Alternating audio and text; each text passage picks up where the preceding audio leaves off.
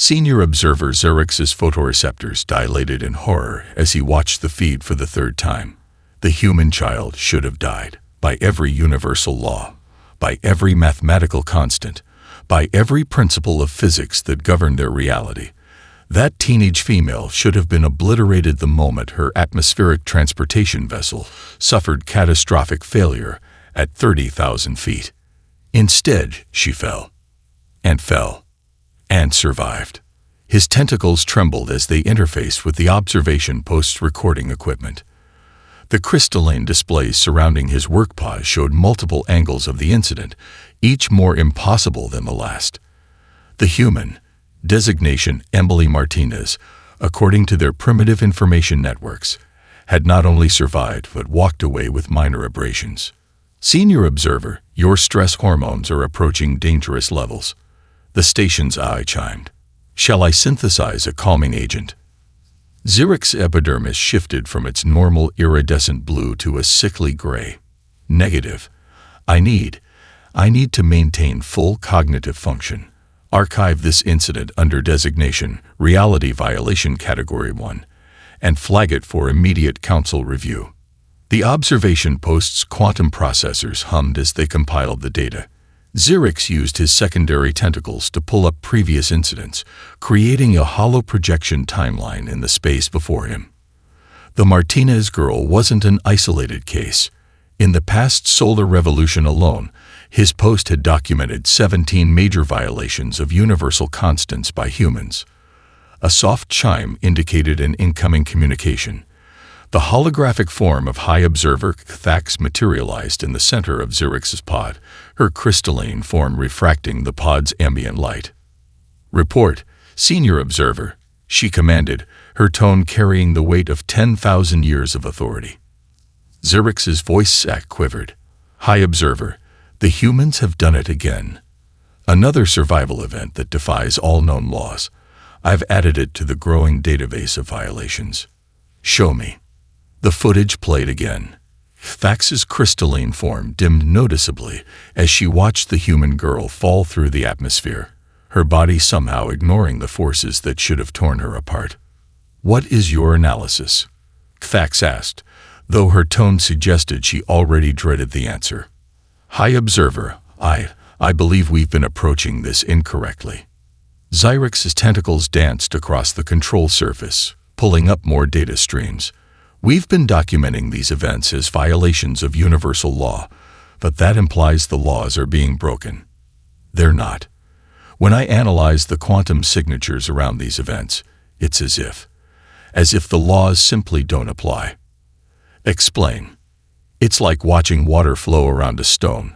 High Observer, the universe's laws aren't being broken by humans. They're bending around them, as if reality itself recognizes them as something other. Thax's form pulsed with alarmed colors. You understand the implications of what you're suggesting. I do.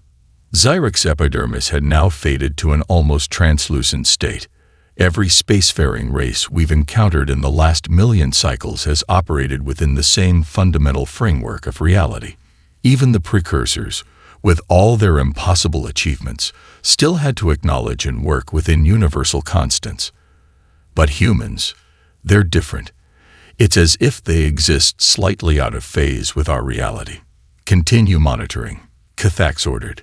Document everything. And Xerx, increase the quarantine buffer around their space. Whatever these beings are, we cannot risk direct contact until we understand more. As Thax's hologram faded, Xerx turned back to his displays. New data was already streaming in. A human mining colony on Mars inexplicably surviving a pressure dome failure. A deep space exploration vessel appearing to briefly exist in two places simultaneously. A group of human scientists measuring quantum particles without affecting their state. Another supposed impossibility. Xerx began his report, his appendages shaking as he documented humanity's latest casual dismissals of universal law. In the back of his consciousness, a terrifying question formed. What would happen when these beings finally realized what they were? Dr. Madison Walker had always joked that the best scientific discoveries happen by accident. She wasn't laughing now. The quantum tunneling chamber wasn't supposed to glow like that. The swirling darkness definitely wasn't supposed to be there. And the screaming, that horrible, reality-bending screaming, wasn't coming from any of her team members. It was coming from space itself. Dr. Walker, containment is failing. Dr. Rodriguez's voice crackled through the comm system. The quantum stability readings are, this is impossible. The numbers don't make sense. Madison pressed her hand against the reinforced glass of the observation room, watching as reality twisted itself into knots around their experimental chamber. Deep beneath the Martian surface, in a laboratory that officially didn't exist, they had just torn a hole in the universe. Kill the power, she ordered, but even as the words left her mouth, she knew it was too late. The quantum tunneling device had gone beyond critical mass. The tears in space-time were spreading, consuming equipment, spreading tendrils of pure nothing through their carefully constructed lab. Ma'am, we need to evacuate. The fail-safes aren't responding. But Madison wasn't listening anymore. She was transfixed by what she saw through the tears, or rather, what she didn't see. Between the rips in reality, there wasn't chaos or destruction. There was something else, something that called to her on a level she couldn't explain. Dr. Walker, Rodriguez was screaming now. The containment field is collapsing. We have 3 minutes before total structural failure. Madison's hand moved to the emergency door release. Every scientific instinct, every safety protocol, every rational thought screamed at her to run. Instead, she pressed the button and stepped into the chamber. The void reached for her like an old friend. What are you doing? Rodriguez's voice was distant now, barely audible over the sound of reality unraveling. You'll die. But she didn't feel like she was dying. As the tendrils of nothingness wrapped around her arms, Madison felt more alive than ever before. The void wasn't empty.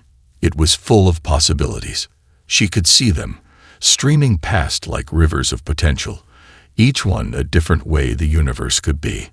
Her hand reached out, fingers spreading through the impossible space. It's not destroying anything, she whispered into her comm. It's connecting. These aren't tears in space-time.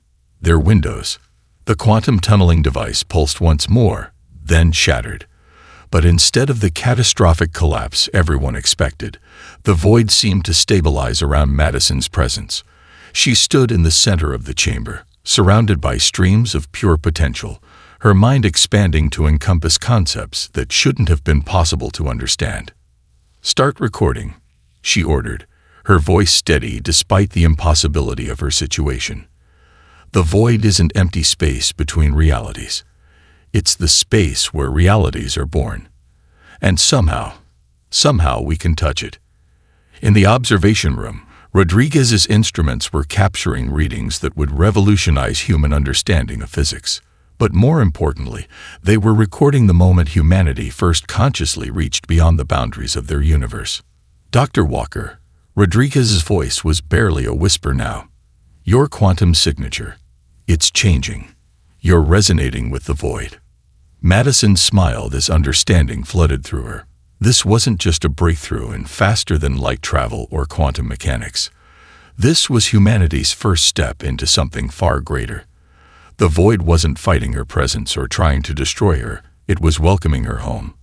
Begin Project Void Drive, she commanded, watching as streams of possibility danced around her fingers.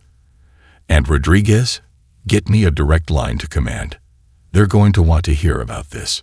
Somewhere in the distance, beyond normal space and time, ancient beings felt the universe shudder as humanity took its first conscious step into the void. Their greatest fear had been realized. Humans had finally found their way home. The Galactic Council chamber erupted into chaos as the holographic display showed yet another impossible human feat. The massive crystalline amphitheater, designed to host the most powerful beings in the known universe, trembled with the collective fear of its occupants. Order. High Speaker Vexthor's crystalline form pulsed with authority, sending waves of calming harmonics through the chamber. We must maintain composure. But composure was becoming increasingly difficult to maintain. The latest footage showed human children playing in a park on Mars, their laughter somehow affecting the quantum probability fields around them. Reality itself seemed to bend to accommodate their joy, creating localized bubbles where physics behaved differently. They dream of places that shouldn't exist, rasped Kithax, her report sending shivers through the assembled representatives. Our deep space monitoring stations have detected quantum echoes of human sleep patterns. They're imagining regions of space that violate our most fundamental understanding of reality. And somehow, those regions are beginning to manifest. A Meridian elder, their consciousness housed in a sphere of pure energy, moved to the center of the chamber. Show them the Epsilon incident. The holographic display shifted, showing a human exploration vessel navigating an asteroid field. What happened next caused several council members to temporarily lose physical cohesion. Instead of maneuvering around a massive asteroid, the ship simply passed through it. Not by breaking it apart or using advanced technology. The asteroid and ship simply occupied the same space for 2.3 seconds. Impossible, shouted a representative from the Silicon consciousness. Matter can it? Cannot. Kithax interrupted, her form flickering with stress patterns. We need to stop using that word. These beings are redefining what's possible by their mere existence. Vexthor's form stabilized as he addressed the council. We've confirmed 15 separate incidents in the past solar cycle where human children have unconsciously manipulated quantum probability fields. Their scientists are beginning to notice these anomalies. The Walker event has accelerated everything. The chamber filled with discordant harmonics, the council's equivalent of fearful murmuring. The Walker event, as they called it, represented the first time a human had consciously touched the void.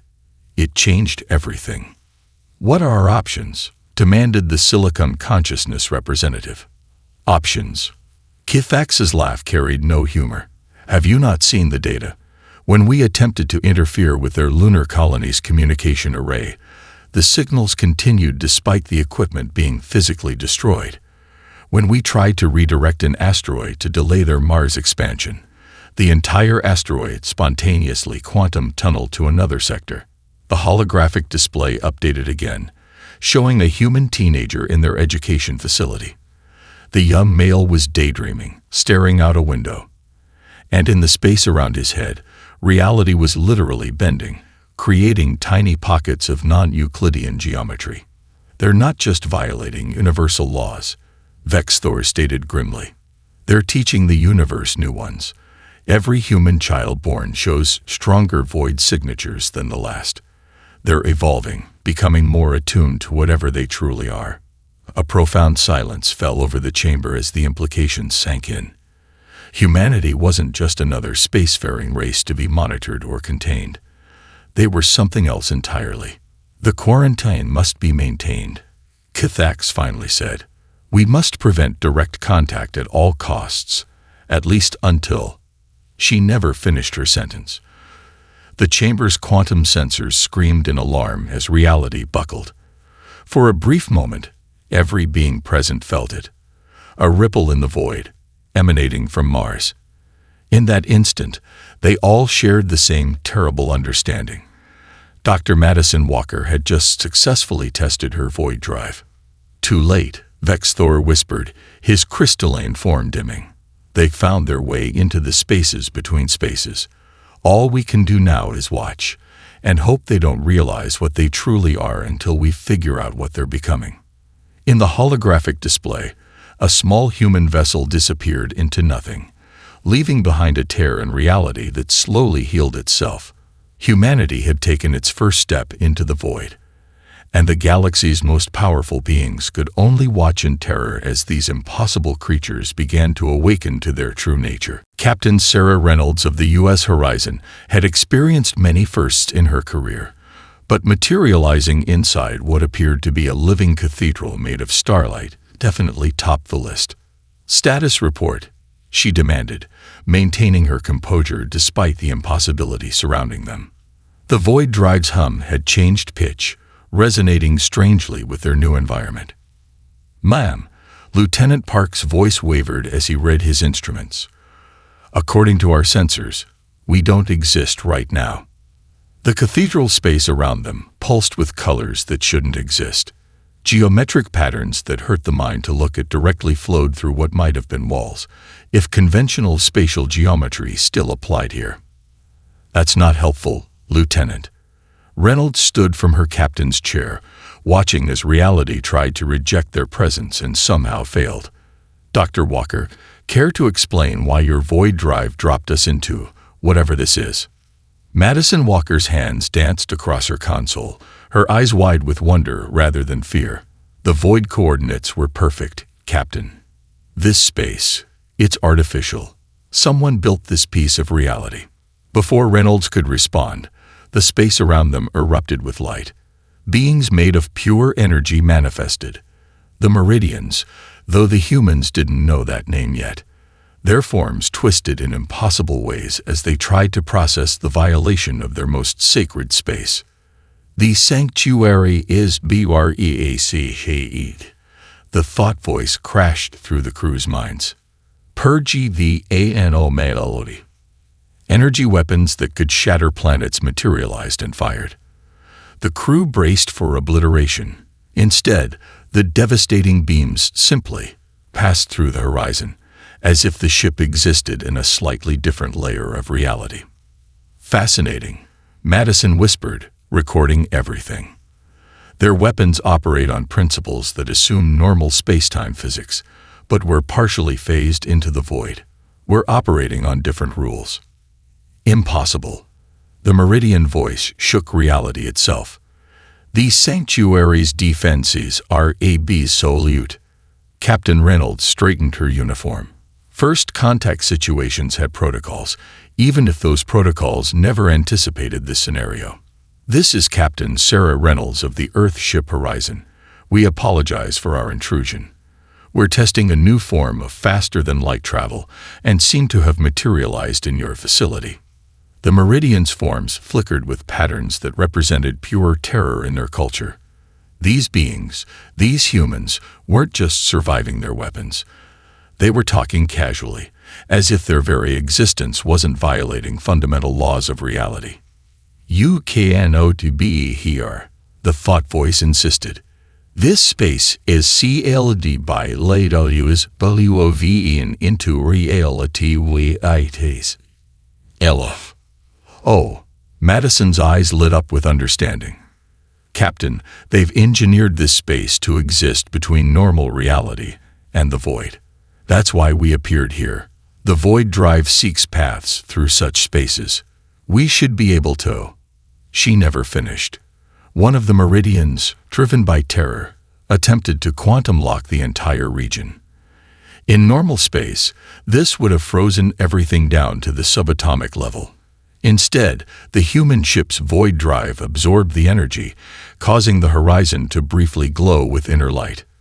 "Power surge in the void drive," Park reported. "But it's stable. Actually, efficiency is up 12%. Reynolds watched as the Meridian's terror reached new heights.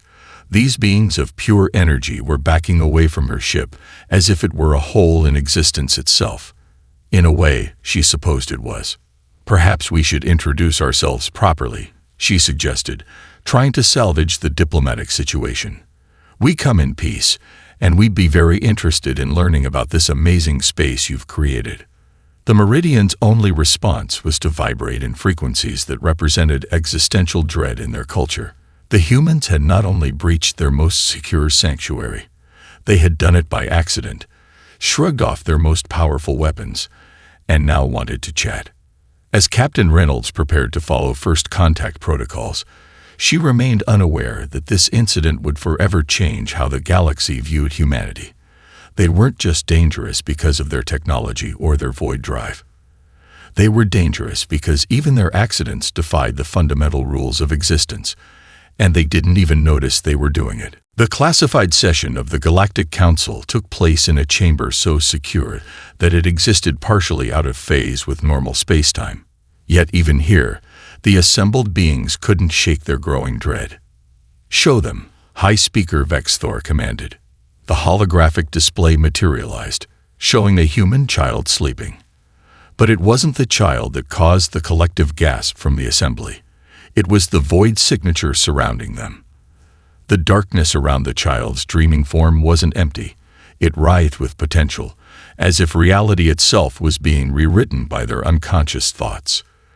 "This scan was taken 12 cycles ago," Kthax explained, her crystalline form dulled with exhaustion. "A standard human child, age 7 by their measurements. Now, observe a scan from yesterday." The image shifted. The void signature had grown stronger, more defined. Reality itself seemed to bend around the child's dreams, creating microscopic tears in space-time that healed themselves moments later. "They're evolving," the silicon consciousness representative stated. "But into what?" An ancient being, composed of pure thought and memory, drifted forward. The archivist spoke rarely, but when they did, even the high speaker fell silent. "We have seen this pattern before," the archivist's thoughts echoed through the chamber. "In the deepest archives, there are records of beings that existed before time itself was standardized. The precursors called them reality shapers, entities that existed partially outside normal spacetime." The chamber erupted in shocked whispers. The archivist continued, projecting images of ancient records that hurt to look at directly. "These humans, they are not part of our universe's natural evolution. Their quantum signatures suggest they originated from the void itself, or perhaps from a reality that collapsed long ago. They are not bound by our universal constants because they were never meant to be." Kthax's form flickered with distress. The Walker event, when their scientist touched the void. She was not discovering something new, the archivist confirmed. She was remembering something old. Very old. These beings are not evolving. They are awakening. The holographic display updated with new data from the Horizon incident. The ship's casual violation of the Meridian Sanctuary's laws was even more terrifying in retrospect. Observe their quantum structure. The archivist highlighted patterns in the ship's energy signature. The void drive didn't force its way through reality. Reality recognized these beings as having authority. Authority. Vexthor's form pulsed with alarm over reality itself. "Their consciousness exists partially in the void," the archivist explained. "Each human mind acts as an anchor point, dragging concepts from outside our universe into normal space. Their imagination, as they call it, literally reshapes reality on a quantum level." The display shifted again, showing human children at play. Where they laughed, probability fields warped. Where they imagined, new quantum states manifested. "It gets worse," Kthax added. "Their young show exponentially stronger void signatures than their ancestors. Each generation is more awake than the last. The Walker event seems to have accelerated this process." The archivist's form dimmed. "The ancient records speak of a time when reality was flexible, when the laws we consider immutable were more like guidelines.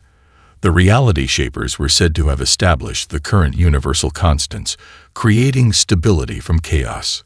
Are you suggesting," Vexthor's voice wavered, "that these humans are their descendants?" "No." The archivist's response sent chills through the assembly. "I am suggesting they are something new, something that evolved in the spaces between realities. They don't break our laws of physics. They exist outside them entirely. And they are only beginning to realize it."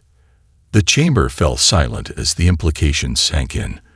The humans weren't simply anomalies or evolutionary flukes.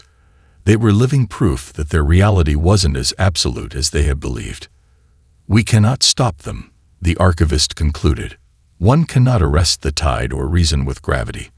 These beings will reshape our universe simply by existing within it. The only question is, will they do so consciously or unconsciously?"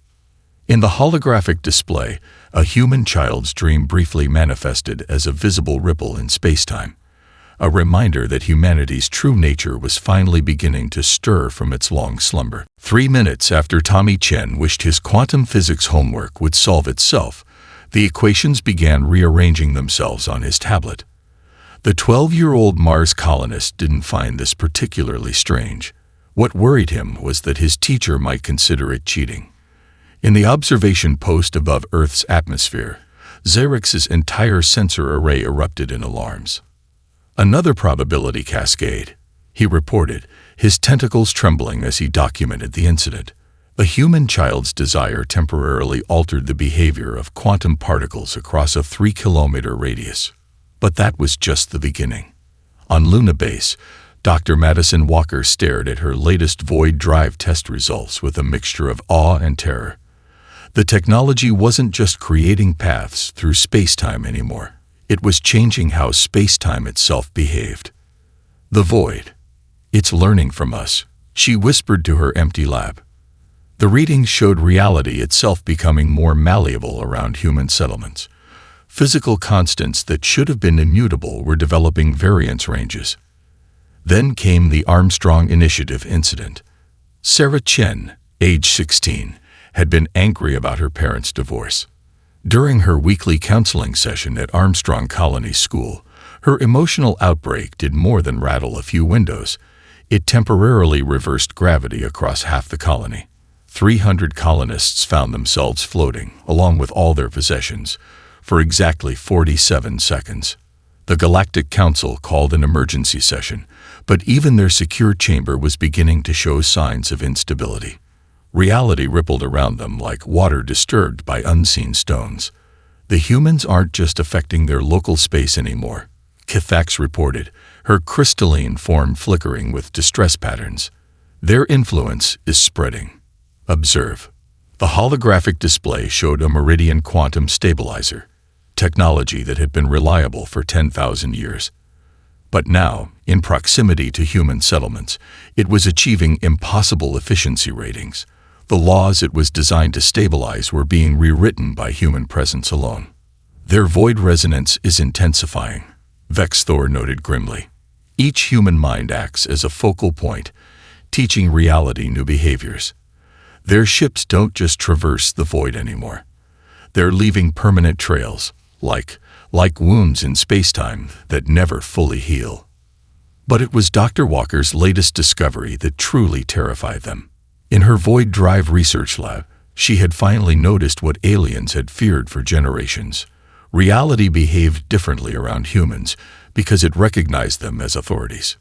"The void isn't empty," she recorded in her lab notes, unaware that her words were causing quantum fluctuations across 3 star systems.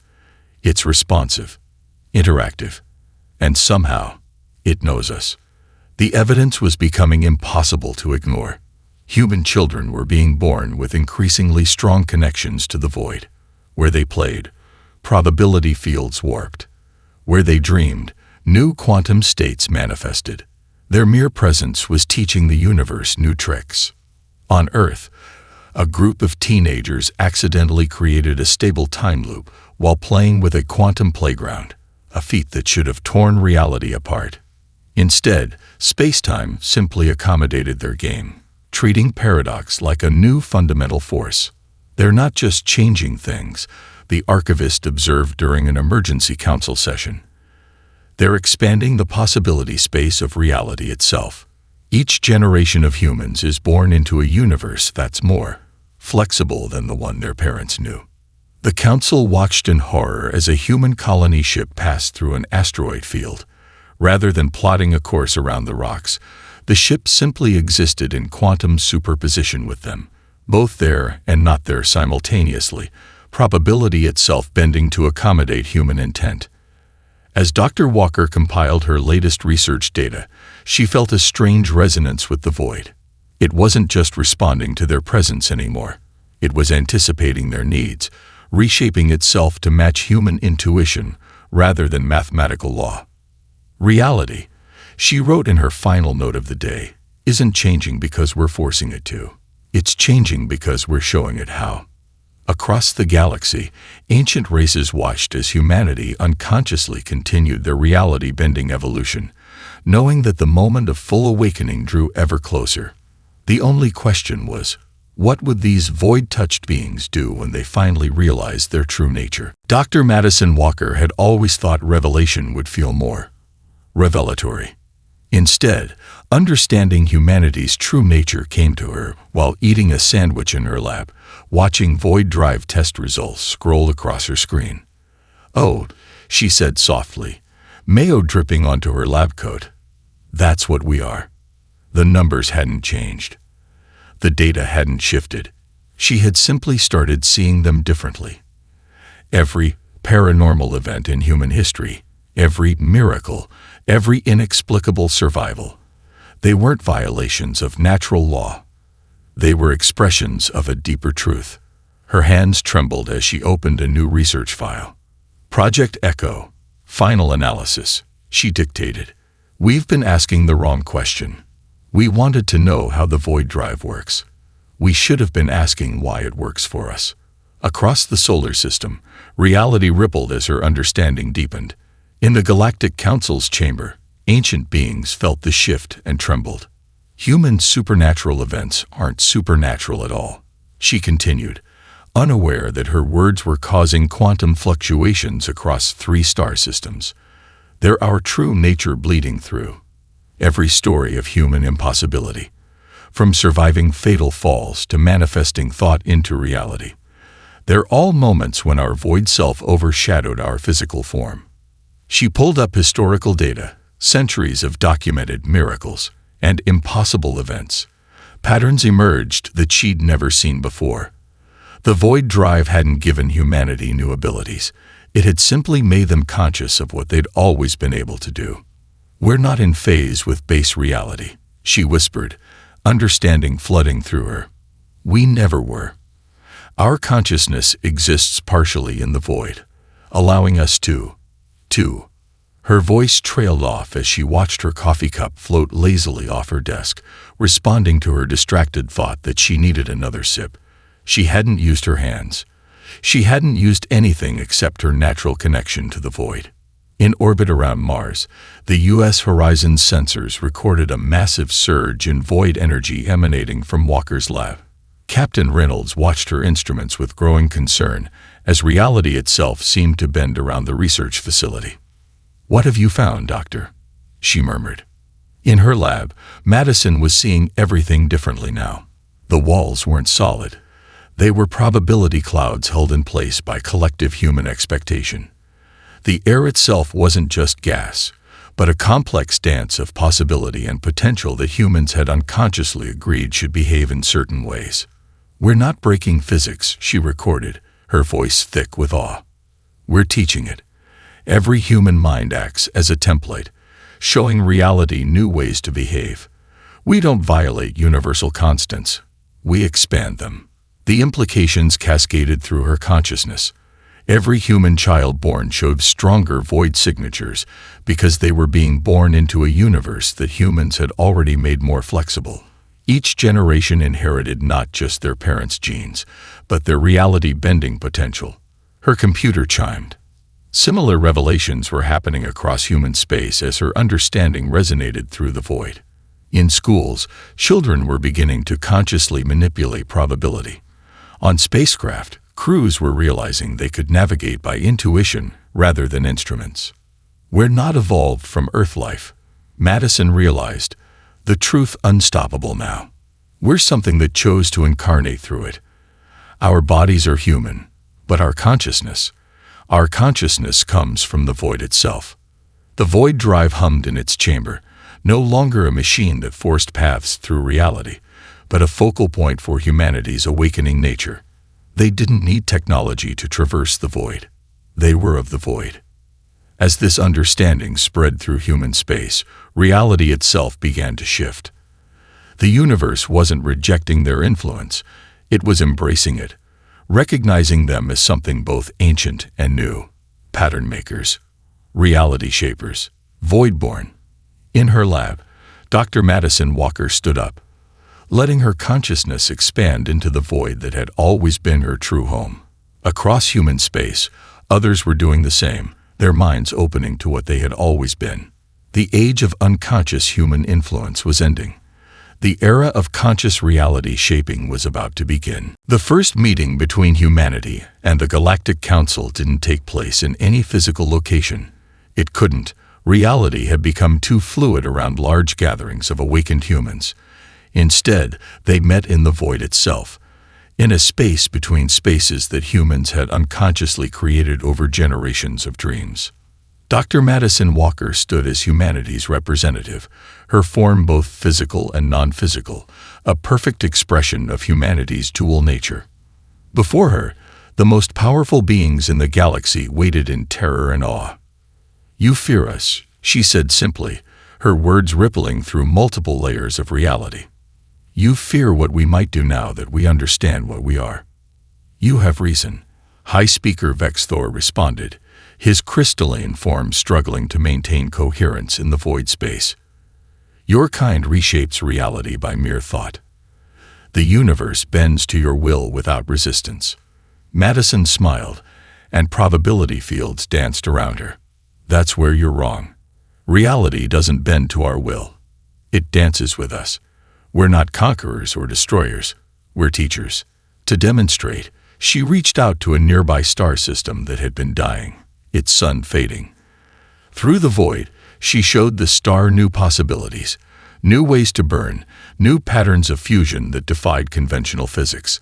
The star flared back to life, not through forced change, but through expanded potential. "This is what we are," she explained as the council watched in amazement. "Not weapons or threats, but bridges between what is and what could be. We don't break universal laws. We help them evolve." Across human space, others were making similar discoveries. Children were teaching quantum particles new ways to interact. Scientists were showing space-time how to bend without breaking. Artists were painting with probability itself, creating works that existed in multiple states simultaneously. "But the change," Thax protested, "it spreads beyond your control. Reality itself grows more mutable where humans dwell." "Yes," Madison agreed, "because reality isn't meant to be static. The universe isn't a finished thing. It's growing, learning, evolving. We're not changing it against its will. We're reminding it how to dance." To prove her point, she accessed the void archives that the council had kept hidden for eons. The records of the reality shapers weren't just history. They were instruction manuals left for whoever would evolve enough to read them. "Your people maintained stability," she acknowledged. "You kept the universe running on reliable laws, and that was necessary. But now it's time for the next step. Not chaos, but controlled evolution. Not destruction, but expansion." The council watched as human void-touched children played games with quantum foam, teaching particles new ways to interact. They observed human artists painting across multiple dimensions simultaneously, adding new colors to reality's palette. They saw human scientists working with alien races, showing them how to access their own dormant connections to the void. "We offer partnership," Madison stated, "not domination. Humanity's role isn't to rule reality, but to help it grow, to show it new possibilities, to teach it how to play." The effect rippled across the galaxy. Where humans went, reality learned flexibility. Where they settled, universal constants gained new expressions. The laws of physics didn't break. They expanded, evolved, gained new footnotes and addendums. "The shadow you feared," Madison concluded, "wasn't a shadow of destruction. It was the shadow of change, of growth, of evolution itself. We are not your destroyers. We are your bridge to what comes next." In that moment, the council understood. Humanity wasn't a threat to be contained, but a catalyst for the universe's next phase of evolution.